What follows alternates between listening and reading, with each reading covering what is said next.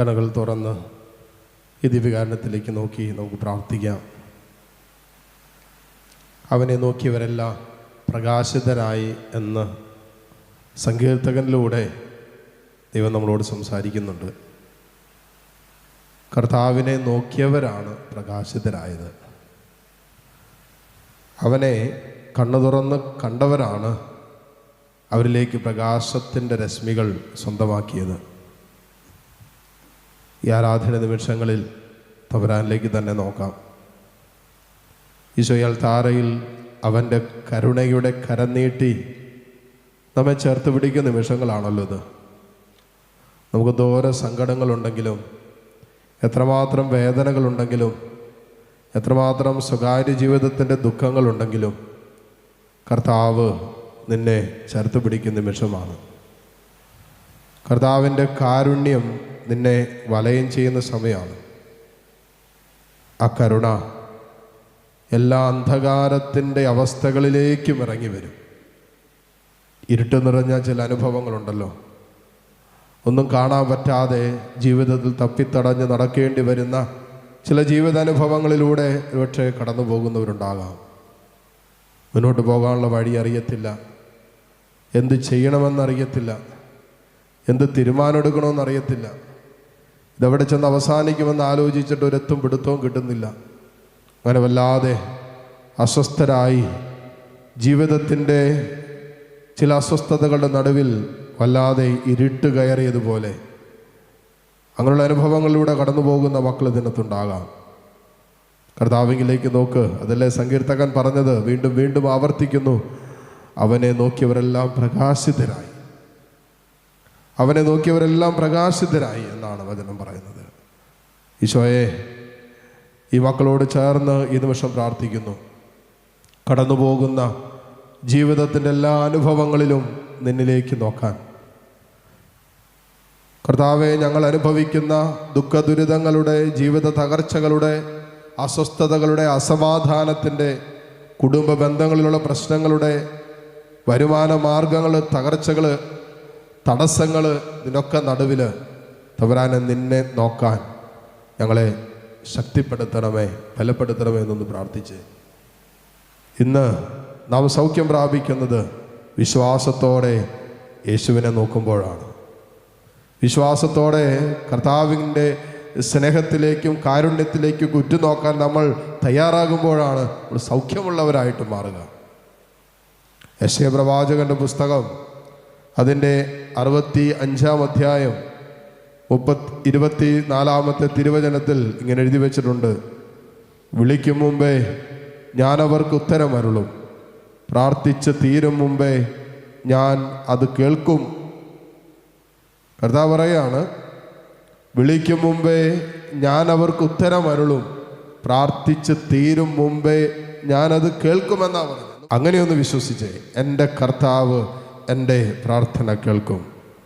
നിശ്ചയമായിട്ടും അവൻ എന്നെ ശ്രവിക്കും.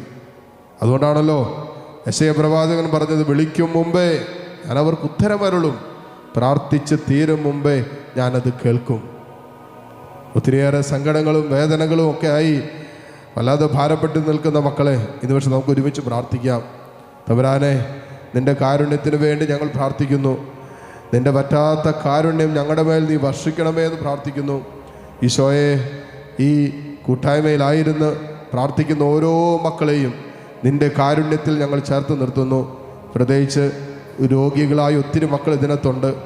മാരക രോഗം മൂലം വേദനിക്കുന്നവരുണ്ട്, മാറാ രോഗങ്ങൾക്ക് അടിമപ്പെട്ടു പോയവരുണ്ട്, ഒത്തിരിയേറെ മരുന്നുകൾ കഴിക്കുന്നവരുണ്ട്, നിരന്തരമായി ശാരീരികമായ വേദനകൾ കൊണ്ടു നടക്കുന്ന മക്കളുണ്ട്.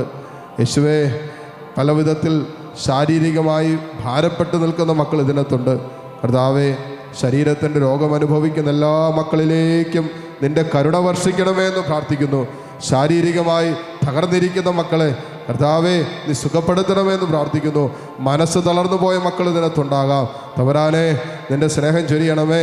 വല്ലാതെ ഭാരപ്പെട്ട് നിൽക്കുന്നവർ, ആകുലപ്പെട്ട് നിൽക്കുന്നവർ, അസ്വസ്ഥരായിരിക്കുന്നവർ, ഭയത്തിലും നിരാശയിലൊക്കെ കഴിയുന്നവർ, ഈശോയെ നിൻ്റെ കരുണ വർഷിക്കണമേ. പല കാര്യങ്ങളോർത്ത് വേദനിച്ച് നിൽക്കുന്നവരുണ്ടാകാം. മക്കളെ ഓർത്ത് വല്ലാതെ അവരുടെ ഭാവിയോർത്ത് വല്ലാതെ ആശങ്കപ്പെടുന്നവർ, അസ്വസ്ഥരായിരിക്കുന്നവർ ഇതിനകത്തുണ്ടാകാം. യേശുവേ കർത്താവേ കരുണ കാണിക്കണമേ. ഈശോയെ, ചെറുപ്രായത്തിലെ മക്കൾ രോഗികളായി തീർന്നതിൻ്റെ ഭാരം പേറുന്ന മാതാപിതാക്കളുണ്ടാകാം. ഈശോയെ സുഖപ്പെടുത്തണമേ എന്ന് പ്രാർത്ഥിക്കുന്നു.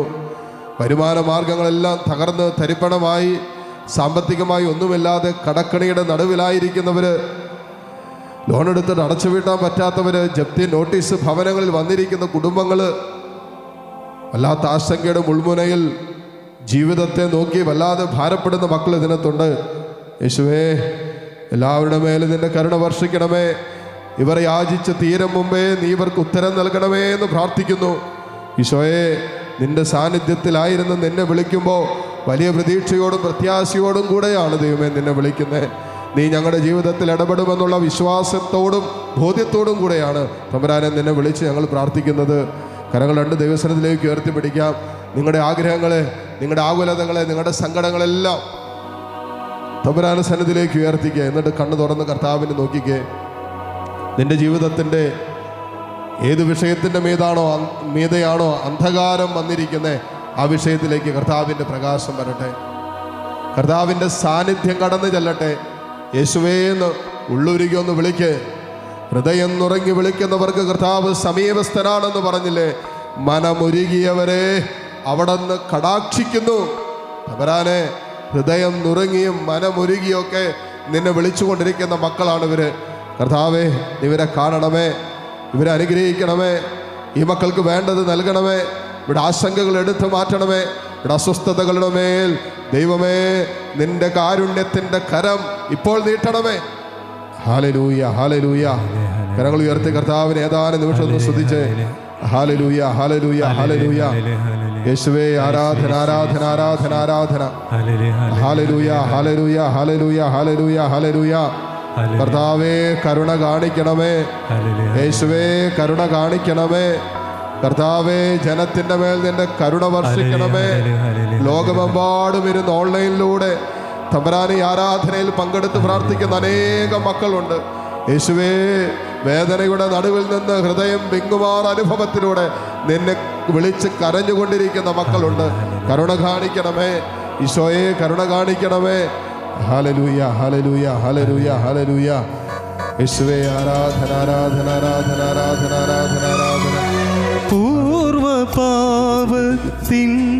ശാപം തീരിടുന്നു ഞാൻ. കരങ്ങൾ കൂപ്പി.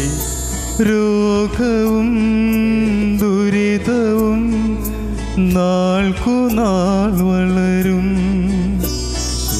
പൂർവപാപത്തിൻ ശാപം തീരിടുന്നു ഞാൻ.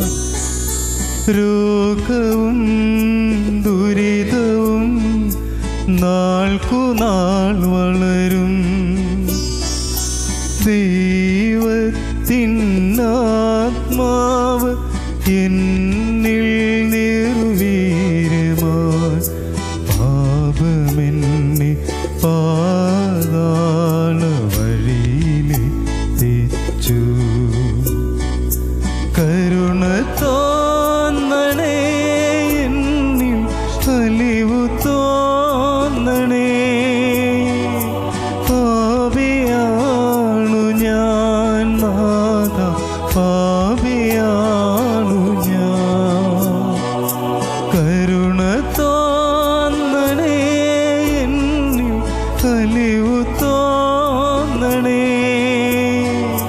പാപിയാണു ഞാൻ നാഥ, പാപിയാണു ഞാൻ. ഒരു നിമിഷം കരങ്ങൾ കൂപ്പി. കർത്താവിൻ്റെ സ്നേഹത്തിലും സ്നേഹവലയത്തിലും ഈ നിമിഷങ്ങളിലായിരുന്ന കർത്താവിൻ്റെ കരുണ അനുഭവിക്കുവാൻ അവിടുന്ന് നമ്മെ യോഗ്യരാക്കിയല്ലോ. നന്ദി പറഞ്ഞ് പ്രാർത്ഥിക്കാം. യെശയ്യാ പറഞ്ഞതുപോലെ നാം പ്രാർത്ഥിച്ച് തീരും മുമ്പേ അവിടുന്ന് നമ്മുടെ പ്രാർത്ഥന കേൾക്കും. വിശ്വസിക്കുക, നമ്മൾ കർത്താവിൻ്റെ ആശീർവാദം സ്വീകരിക്കാൻ ഒരുങ്ങുന്ന നിമിഷമാണ്. നമ്മൾ പ്രാർത്ഥിച്ചത് നമ്മുടെ ദൈവം കേട്ടു എന്ന് വിശ്വസിക്കുക. യാചിച്ചതും ചോദിച്ചതും ലഭിച്ചു എന്ന് വിശ്വസിക്കുക. എൻ്റെ സ്വന്തമായി മാറുമെന്നല്ലേ വചനം പറയുന്നത്. ഈ നിമിഷങ്ങളിൽ നിങ്ങളുടെ സ്വകാര്യ ദുഃഖങ്ങളെ കർത്താവിൻ്റെ സന്നദ്ധിയിലേക്ക് ഉയർത്താം. ദിവ്യകാരണ ഈശോ നമ്മെ ഓരോരുത്തരെ ആശീർവദിക്കുന്ന നിമിഷമാണ്. നമുക്ക് വേണ്ടത് നമ്മുടെ ദൈവം നമുക്ക് തരും. ആ വിശ്വാസത്തോടെ കർത്താവിനെ സ്തുതിച്ചുകൊണ്ട് ഈശോയുടെ ആശീർവാദം സ്വീകരിക്കാം. ഹല്ലേലൂയ, ഹല്ലേലൂയ, ഹല്ലേലൂയ. യേശു